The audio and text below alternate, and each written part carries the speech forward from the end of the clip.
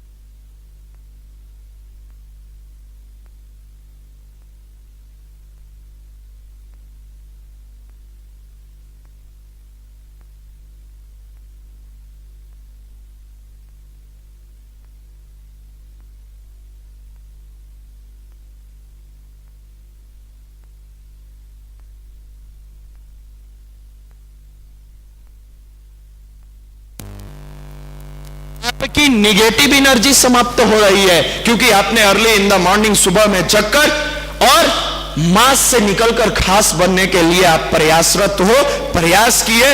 और उस भीड़ से जो पटना में 10 लाख लड़कों की भीड़ है, आज करियर बनाने वाले 10 लाख लड़कों की भीड़ है, उस भीड़ से निकलकर आप बैठे हो यहां आकर। आपकी जो सुबह का आलसपन था, एक निगेटिव चीज यही आपकी मारी गई। दोनों कल के डेट में सफल बनोगे, दोनों कल के डेट में पदाधिकारी बनोगे, दोनों कल के डेट में कर्मचारी बनोगे। एक ये भगवान के आशीर्वाद को लेकर आध्यात्मिकता का बीज अंदर डाले हुए, और एक बिना आध्यात्मिकता का बीज वाला युवा, दोनों पदाधिकारी बना। थोड़ी देर के लिए मानो एक इसमें से जिला पदाधिकारी बना, एक उसमें से जिला पदाधिकारी बना, दोनों के सोच में डिफरेंट होगा। आप गुरु का कार्य करते हुए गुरुवर की संवेदना से जुड़े हुए हो। आप कल के डेट में जिला पदाधिकारी बनोगे तो एक मानवता के नाते कर्म करोगे, एक पदाधिकारी के नाते कर्म नहीं करोगे। वो जब जिला पदाधिकारी बनेगा तो वो मानवता को मारकर अपने पद और गरिमा पदाधिकारी के नाते काम करेगा, दोनों के कार्य में अंतर होगा। तो तुम पब्लिक, तुम जनता के दिल के करीब होगे, वो जनता पर डिक्टेटरशिप करेगा। दोनों में डिफरेंस होगा। कल के डेट में तुम्हारी जब ट्रांसफर होगी तो तुम्हारे लिए जनता रोएगी, और उसकी जब ट्रांसफर होगी जनता खुशियां मनाएगी। यह सामान्य सा डिफरेंस झलकता है। क्योंकि जब चाक पर चढ़ाया जाता है, कुम्हार को आपने देखा होगा, कुम्हार जब चाक पर चढ़ाता है, देखिएगा छोटा छोटा घड़ा बनाने के लिए, तो वो कंसस होकर एक हाथ नीचे और दूसरी हाथ ऊपर रखता है, मेरा घड़ा खूबसूरत भी बने और घड़ा मेरा टूटे भी नहीं। तो जब आध्यात्मिकता के चाक पर मनुष्य को चढ़ाया जाता है तो परमात्मा इसको दोनों चीज देते हैं। एक, मेरा संतान, मेरा राजकुमार सही रास्ते पर चले, इसके अंदर निगेटिविटी ना आए, और जिस मंजिल के बारे में यह सोचा है आसानी से उस मंजिल तक पहुंच जाए। आप पढ़े होंगे 7वां 8वां की किताब में लिखा गया था, कविता थी एक, वह प्रकाश जो दिख रहा झिलमिल दूर नहीं है, थक कर बैठ गए क्यों भाई, मंजिल दूर नहीं है। वो मंजिल दूर नहीं है जिसकी तलाश में आप इस पाटलिपुत्रा की धरती पर कदम रखे हो, वो मंजिल दूर नहीं है जिसका इमेजिनेशन लेकर आप घर परिवार छोड़कर सैकड़ों किलोमीटर आप दूर आए हो। बस जरूरत है खुदी को कर बुलंद इतना कि हर तकदीर से पहले खुदा बंदे से खुद पूछे बता तेरी रजा क्या है। आप अपने आप को इतना मजबूत बनाओ कि परमात्मा पूछे बेटे अभी तुम्हें क्या चाहिए, तुम किस राह पर चल रहे हो, क्या तुम्हें जरूरत है। गुरुवर के शब्दों में साधन भी उपलब्ध कराऊंगा और संसाधन भी उपलब्ध कराऊंगा, शर्त एक है वही जो गायत्री की शक्ति बादलों की तरह बरसती है। शर्त मिट्टी मुलायम और गड्ढी होनी चाहिए। बारिश का पानी कभी टीला पर नहीं टिकता मेरे मित्र। बारिश की पानी को टिकने के लिए या तो सॉफ्ट मिट्टी होगी, वो अवशोषित कर लेती है, या तो छोटी सी गड्ढा होना चाहिए। तो मिट्टी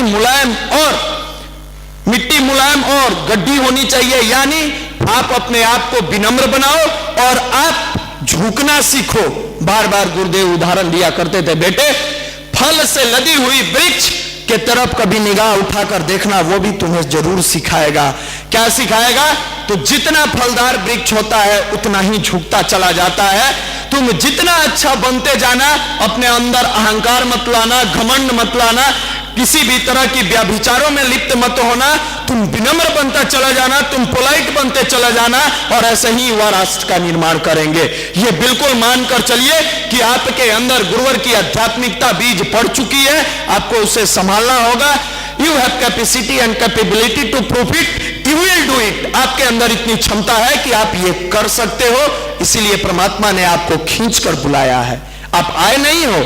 हर युवा को लगता है कि मैं आया हूं, हर युवा को लगता है मैं आया हूं। हम लोग भी जब शुरू में जुड़े, हम लोगों को भी लग रहा था हम तो पटना में रहने वाले लॉजों से निकलकर और आकर गायत्री परिवार में जुड़ गए। पिताजी हमारे उंगली पकड़कर लाए, नीचे मंदिर में दर्शन कराए और बोले बेटा जितना दिन पटना में रहना तुम आकर इस गुरुदेव माता जी के शरण में रहना, युवा प्रकोष्ठ चलता है, इसमें जरूर शामिल होना। कभी कभी संडे को क्या करते थे कि आते ही नहीं थे। आप लोग भी करते हैं, आते नहीं थे, और धीरे से 2 3 4 5 7 8 10 संडे आए, कभी मन नहीं किया क्योंकि बाजार समिति से पैदल आना होता था। कौन आधा घंटा चल के जाएगा, गर्मी का दिन है, फिर 10 बजे छूटेंगे, फिर आधा घंटा चल के आएंगे, खाना बनाना पड़ेगा, छोड़ो आज नहीं जाते हैं। पापा जी फोन करते थे, बड़े भाई लोग साथे रहते थे, भैया को गया था आज युवा मंडल में, वो लोग कम आते थे, हमारे साथ रहने वाले हमारे चचेरे भाई लोग कम आते थे, लेकिन मैं रेगुलर आया करता था, नियमित आया करता था। पिताजी पूछते थे गया है आज, धीरे से इस कमरे में अगर हम हैं तो उधर जाके कहता था झूठ बोला है, गया नहीं है, सोया था। पिताजी सख्त आकर यहां इंस्ट्रक्शन देते थे, काहे नहीं गया था, काहे झूठ बोलता है। हम बोले आपको जो समझाते हैं, हम बोले कि कल के डेट में अगर मेरा कैरियर लड़खड़ाएगा तो आप कहिएगा कि तुम्हारा कैरियर, हम कहेंगे कि आप ही के चलते आप ही ना गायत्री परिवार में भेजे, इसीलिए हमारी नौकरी नहीं हुई। पिताजी ने तुरंत जवाब दिया, मुझे मंजूर है, मुझे मंजूर है, तुम कुछ नहीं करोगे वो भी मुझे मंजूर है, लेकिन तुमको युवा मंडल नहीं छोड़ना है। हम सोचे क्या बात कर रहे हैं, नौकरी नहीं होगा वो मंजूर है, युवा मंडल नहीं छोड़ना है, क्या दिमाग सनक उनक गया है क्या। हर युवा अपने स्तर से सोचता है, माँ बाप हो, दुनिया हो, जो लोग अभी के समय में अच्छी बातें बताते हैं वो लोग आपके दुश्मन होते हैं। क्योंकि आपके अंदर की चंचलता आपको विकृत बना दी, आपका मस्तिष्क को विकृत बना दिया। यार भेजे हैं पटना में कैरियर बनाने के लिए, आप कह रहे हैं कि कैरियर नहीं भी बनेगा तो चलेगा। हम भी ठान लिए कि नहीं छोड़ेंगे, युवा मंडल आना शुरू कर दिए। 2004 में सबसे पहले एयरफोर्स की नौकरी में मेरा सिलेक्शन हुआ। पहले कैरियर की पहली नौकरी, पहला सिलेक्शन, पहला एग्जाम। आज भी उसका रोल नंबर याद है, 51-20-290। वही जिंदगी का पहला नौकरी था जिसका रोल नंबर याद है। बाद में कितना रिटेन हुआ, कितना रिजल्ट हुआ, उसकी कोई याद नहीं है। मैं भी सोचा गजब का चमत्कार है यार, हर संडे को जाते हैं, इतना लड़का इतना साल से तैयारी करता है, गांव से आए और 6 अगस्त 2004 डेट भी याद है, दिल्ली के कैंप से तुरंत सिलेक्शन हुआ। सोचे कि गजब का चमत्कार है। फिर पिताजी ने डाइवर्ट किया, अरे माँ बाप का इकलौता संतान, कहां जाओगे, एयरफोर्स में। थोड़ा सा और कर्मठता पूर्वक गुरु का कार्य पटना में करते रहो, परमात्मा तुम्हें अच्छे राह पर चलाएंगे।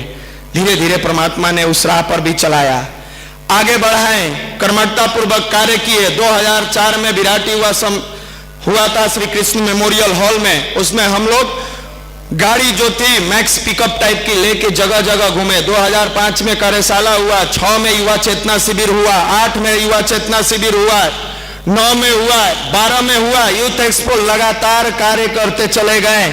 आज इस परम पूज्य गुरुदेव परम वंदनीय मां के साक्षी में कह रहे हैं, इस शक्तिपीठ पर, जागृत शक्तिपीठ पर कह रहे हैं कि जिस उम्मीद से मां बाप ने पटना में भेजा, परमात्मा ने उससे कई गुना ज्यादा रिटर्न किया। जिस छोटी सी तमन्ना को लेकर आए थे, उससे कई गुना ज्यादा रूपों में उन्होंने ट्रांसफॉर्म करके दे दिया। आप नौकरी लेने वाले लेने के लिए मैं तलाश में आया था, और अक्सर मनीष भैया कहते थे कि पर्सनालिटी को डेवलप करो, नौकरी लेने वाले नहीं, हम नौकरी देने वाले बनेंगे। आज परमात्मा ने उस रूप में खड़ा कर दिया कि आज नौकरी लेने वाले नहीं, नौकरी देने वाले की श्रेणी में हम खड़ा हैं। आज गुरु का कार्य करते हुए उस जगह पर परमात्मा पहुंचाए हैं। मेरे मित्र, आपसे भी निवेदन है कि पटना में कभी भी आलसपन मत करना। आज संडे है, नहीं जाऊंगा, सो जाता हूं। दोनों समय चलता है, सुबह में 8 से 10, शाम में 4 से 6। जिस समय क्षण मिले भगवान की गोद में आकर बैठ जाना। रामकृष्ण परमहंस हमेशा अपने भक्तों को समझाते हुए कहते थे, बेटे तुम हमेशा कार्य करो, अपना भी कार्य करो। अपना जब कार्य करते रहना तो याद करना कि एक काम अपने भौतिकवादी जीवन को जीने के लिए अपने पुरुषार्थ को तुम कर रहे हो, मेहनत कर रहे हो, और दूसरा हाथ भगवान के चरण को पकड़े हुए है। जैसे ही तुम्हारा कार्य समाप्त हो, ऐसा भाव करना कि मेरे दोनों हाथ भगवान के चरण पकड़े हुए हैं। जिंदगी में तुम्हें कभी कष्ट नहीं होगा, हमेशा भगवान का आशीर्वाद तुम पर बरसता रहेगा। मेरे मित्र, ये हमेशा याद रखना कि इस बुराइयों के दलदल से उबारने का एक ही माध्यम है, उसका नाम है गायत्री महामंत्र, जो व्यक्ति के अंदर की बुराइयों को झकझोरता हुआ आगे चला जाता है। आज की 70% युवा पीढ़ी अपने गार्जियन को ठगती है, 90% युवा पीढ़ी अश्लीलता की शिकार बन चुकी है, 80% युवा पीढ़ी को पढ़ने का ढंग नहीं है, और लगभग 65% युवा पीढ़ी अपने कुकर्मों के चलते नपुंसकता की तरफ पैर बढ़ा दिया है। क्या ऐसे ही राष्ट्र की कल्पना थी? क्या इसी राष्ट्र में विवेकानंद थे? क्या इसी राष्ट्र में महर्षि अरविंद का जन्म हुआ था?